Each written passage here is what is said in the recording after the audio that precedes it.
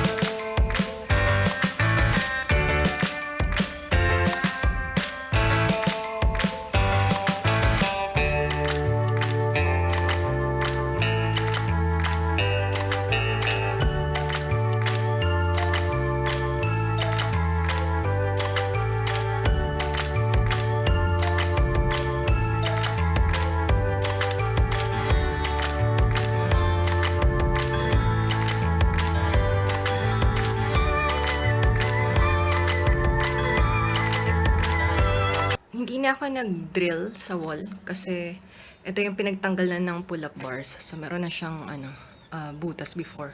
So, I just fill this with the stocks. Nilagyan ko lang siya sa loob kasi masyadong malaki yung butas. So, hindi kakasya yung screw na ilalagay ko. So, I've already put this first screw na hook kung saan isasabit yung bamboo panel. So, I just have to put on the other sides.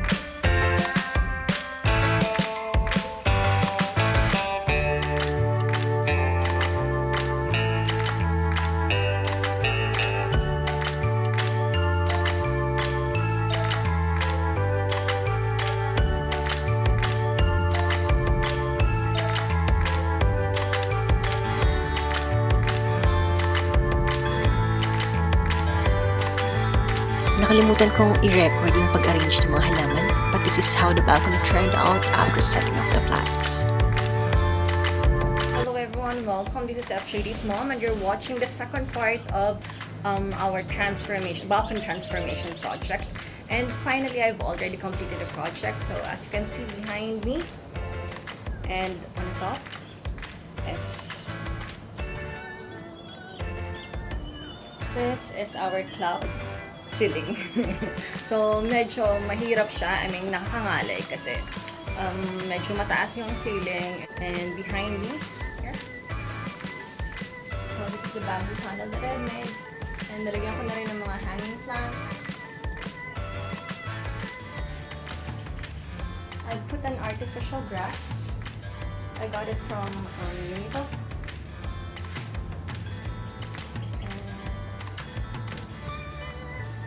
Ito yung bench namin dati that I have restored.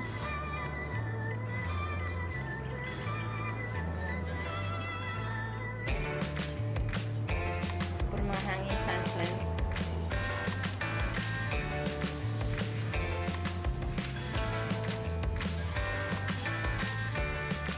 And plus the swing. This is the main attraction actually. The swing that I've made, I've restored.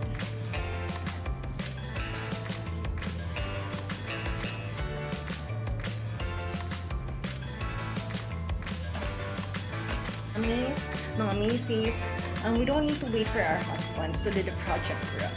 Because kung minsan nakakairat-irat na we keep on asking them, but they do it on their own time.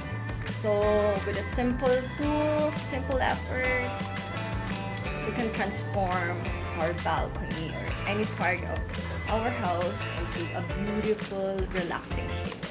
So, we'll see you in our next video, on our next project. So if you happen to like this video, give me a thumbs up, show me some love, and don't forget to subscribe, hit the bell button so you'll not gonna miss any of the videos. And share nyo rin with your friends and families. And that's it. We'll see you in our next video. This is actually Mom. Thank you so much.